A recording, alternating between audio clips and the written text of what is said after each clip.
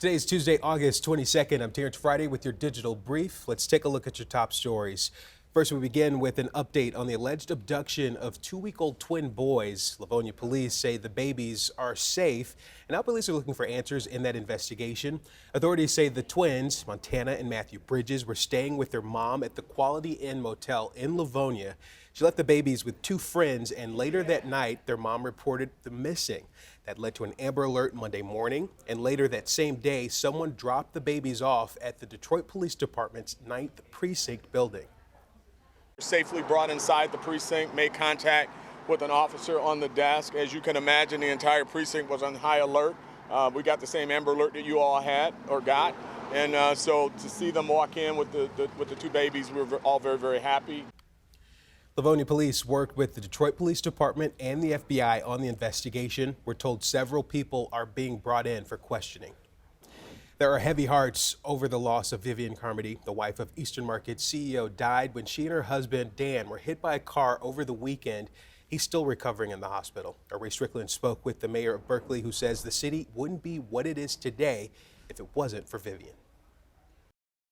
The sudden passing of Vivian Carmody has left the entire business community here in Berkeley stunned. Vivian formerly worked as the executive director of the city's Downtown Development Authority, and in that time frame, many of these business owners grew to know her well, describing her as fierce, innovative, and a champion of development, and someone they directly credit for the growth of downtown Berkeley. Complete heartbreak, and what a great loss.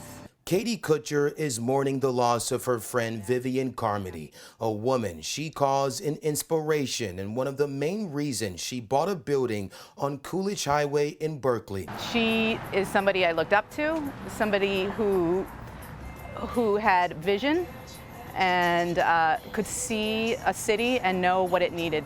Kutcher credits Carmody for helping get her business and many others off the ground when she first became the executive director of the city's Downtown Development Authority in 2017. She was such a huge key component for this city, Eastern Market, wherever she was, Franklin. Carmody has been described as fierce, innovative, and a champion for development. Kutcher says she was the one who spearheaded implementing a road diet to Coolidge Highway, and she also embraced outdoor dining. Her passion, her grit, and determination to grow Berkeley's downtown will forever be a part of her legacy. In 5 years, the development that she implemented a couple years ago is paying off, and businesses, the community, government, anybody who's part of Berkeley has a lot to thank her for. Carmody was killed in a crash around 5:30 p.m. on Friday on St. Aubin and East Lafayette in Detroit. Her husband, Dan Carmody, was also injured and remains in the hospital. A male driver in his 20s was taken into custody in connection to the crash. Total shock. I mean, you just don't think about things like this happening. Mayor of Berkeley, Bridget Dean, met Carmody a few years back during her time as a business owner. She also credits Carmody's work as the executive director of the DDA for the city's thriving downtown. Had she not been in Berkeley during the time that she was, our downtown would not look like it looks today. Dean says Carmody was also an inspiration and a role model for her. Someone she says will truly be missed. Family was so important to her. She always talked about their daughters, grandchildren, her love of horses, how she loved her dogs.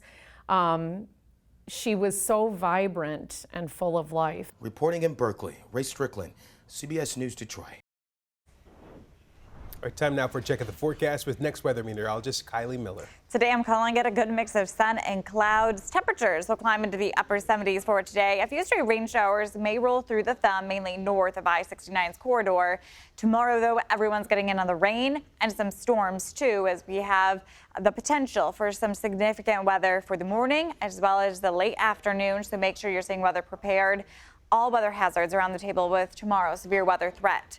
85 the high temperature for tomorrow. Then it's going to be in the low 90s for highs on Thursday. Leftover showers and storms in the morning, decreasing clouds for the afternoon. But for the afternoon on Thursday, it's going to feel like we're in the upper 90s, if not triple digits for those heat indices. It is going to be an extremely hot day. And then we're going to be seeing our temperatures falling back into the low 80s for Friday, 70s over the weekend, even into the start of next week.